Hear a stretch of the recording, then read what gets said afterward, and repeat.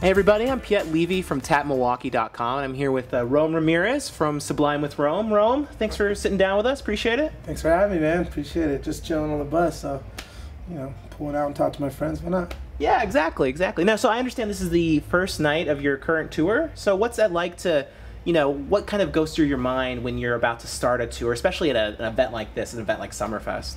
Well, first night of tour always is like, it's always like, you would think it would be the hardest show, but it's always the easiest show. Really? Yeah, because you got to go in there and set the tone for like the rest of the tour, you know? And I never really look at it as like stressful.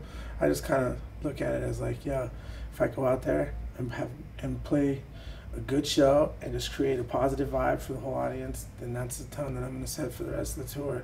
So we just kind of go up there and try to have fun more than anything, so the rest of the tour is just like that. Nice. All right, cool. Well, we'll see how it goes down. That should be good. You guys have been through Milwaukee. I mean, you have with Sublime with the Eagles Ballroom before. Yeah.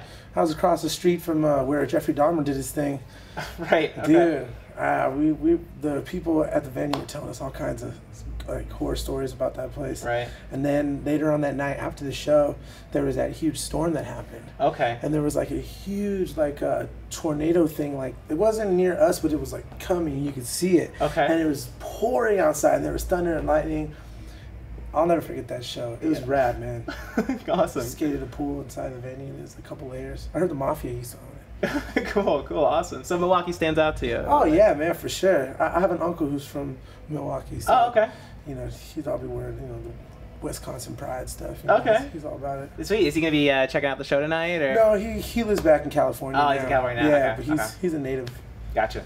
Cool. So you guys, you know, you got together. I think it was like 2009, right? Officially. Yeah. Okay. Mm-hmm. And you know, you played some Sublime songs when you would go out on tour and stuff. But you know, you had the your actual album, Yours Truly, come out last year. Yeah. This is the first album with Sublime in the name since 1996. So talk to me about getting that together and maybe the challenges of trying to live up to the old name and live up to, you know, Brad Nowell's vision before he passed away too, especially with you stepping in. Yeah. What was that like for you?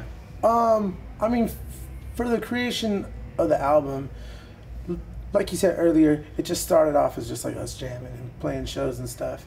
And then eventually, you know, when you put a bunch of musicians in the room together, eventually they're going to start to write.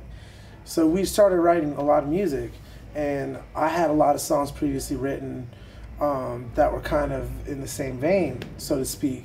So we talked to the manager, and the manager, you know, got a record deal for us, and we hit the studio and started recording music and writing these songs, which later became Yours Truly.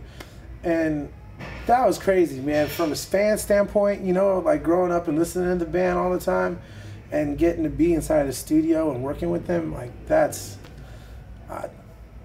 not even money could have bought that. Yeah. You know? Yeah. There's no, I don't know if anybody, you know, could ever do that. So I'm super honored to be able to say that I was that person. But it's awesome to see, like, geez, what day is it? It's like the 9th or 10th? It's the 8th, July 8th. Yeah. In 4 days, it'll be 1 year since the album came out. Right. And that's crazy because when the album came out, I was in Pittsburgh, and I think I might be in Pittsburgh again in 4 days. Oh, all right. 3 days. Jesus, that'd be crazy. Yeah. Yeah, man. You know, it's coming full circle again. Was it? Oh, go ahead. Sorry. Oh, no. Go ahead, man. Well, I was just wondering, you know, I mean, obviously there's so much love around, Yeah. you know, Sublime, and it was really unfortunate with what happened to the lead singer. You know, from a creative standpoint, was it a lot to, like, live up to? Like, here you're creating this new album, Sublime's in the name, obviously Bradley's not around. I mean, did that put a lot of pressure on you to try to live up to what the band had accomplished before, or to kind of fill that role as a, you know, creating new songs, I guess, with this name, with this, what the band had created and branded for itself? You would think so, but in reality, I'm such a fan of the music and always have been that I think it just naturally kind of came across that way through the music. My music just naturally kind of sounds as if it were in the same vein as Sublime, more or less. And I think that when we went into the album, we didn't necessarily look at the whole project as we have to live up to something. We just did things basically for fun, and just trying to write something that we would listen to. Yeah. You know, if you start thinking about other people and start writing records for other people, it's not from the heart. It's coming from the head. And with the last album, it was basically us just getting out all this music that we had been writing for a couple of years. Sure. And we just kept that in mind the whole time. Gotcha. And now, you know, Bud has left the band. You know, Eric's still with it. So tell me just a little bit how that's kind of changed the dynamic for you guys. What it's like to kind of play without Bud necessarily, but has it changed things at all, or is it? I mean, well, it's changed things in the way that, you know, Bud's not in the band anymore, but we have Josh Freese playing drums for us now, and he's like more popular than any of us put together.